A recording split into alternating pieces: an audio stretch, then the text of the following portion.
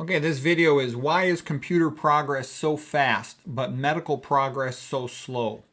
And the reason is in computers, if a program works better, people like it. Faster, more efficient, that's good. In computers, if you can sell a program for less, people like it. People like free YouTube channels, free websites. In computers, if you can do things in a new way, in a better way, people like it. There's no dogmatic church where everybody must do things a certain way.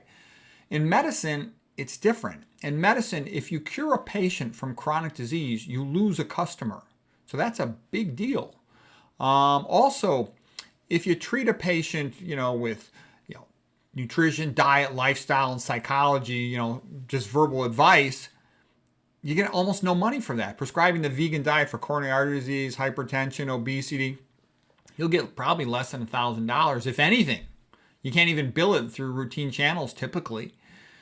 Versus if you put coronary artery stents in for coronary artery disease, some ballpark $20,000 or more dollars.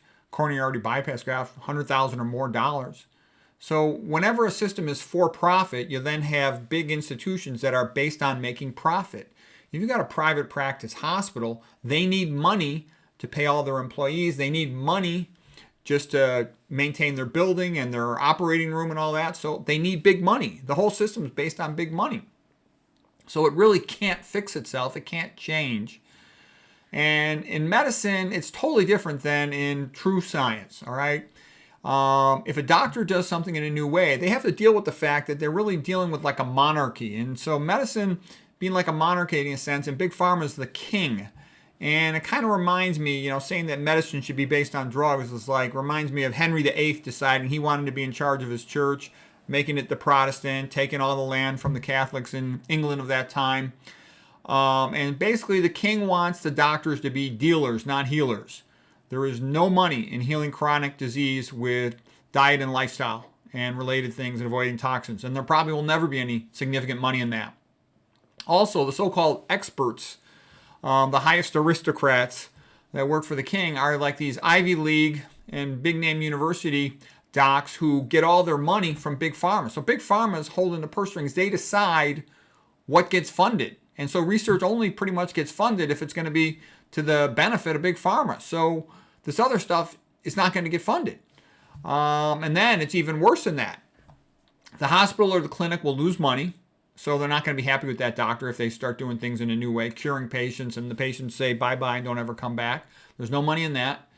The doctor probably won't get paid for those consultations. The doctor could get sued. If they don't follow the standard of care and the patient has a poor outcome, which patients sometimes do no matter what you do, they could be sued. If they follow the standard of care, it doesn't really matter what happens to the patient. They can't get in trouble. The doctor could be fired, by their clinic or their hospital or whatever for not making enough money for them or for not following the standard of care. So they're under a lot of pressure. They could even lose their license if they contradict some important rule or guideline or something. So the safe way to go for the doctor is simply to follow the standard of care. And it's very fast to just prescribe a medicine, mass yielded a pill, send a bill. That's fast versus to sit there and talk to the person, talk to them about vegan diet, about their lifestyle, about how to reduce their risk factors for coronary disease. That takes a lot of time. And the doc's under a lot of pressure to see as many patients as all the other docs in their clinic. And if they don't keep up, then they're going to be called a slacker and they're going to lose money. It's sort of based on like a factory productivity model of you're supposed to see this many patients, sell this many widgets every day. And so that's why there's very little progress in medical science. It's unbelievable how little progress there is in medical science. Where is there progress? There is progress with the machines because machines are based on engineering and stuff that's really kind of separate from medicine. The CAT scan machines, MRI machines, they keep getting better. The radiation therapy, oncology machines, they keep getting better. Okay, so there are things that are improving, but the real bread and butter dramatic stuff that really change, you go low-fat vegan, you cure coronary artery disease, you avoid hypertension, diabetes, the patient's healthy, free from chronic disease probably for their whole life. That's a big deal. People ask me, why is the keto carnivore and all this stuff so much more popular than low-fat vegan? Because that's where the money is. All the funding has to keep people eating all this high-fat food and junk food to keep them fat and sick. And so what I'm saying is there's been a little bit of improvement in some things, improving the hepatitis C treatment so less patients get liver cancer in that sense. And there's other things like that. But those are relatively minor in the big picture compared to all the ongoing worsening obesity, coronary artery disease, diabetes, and progressively higher rates of dementia, attention deficit, psychiatric disease, etc.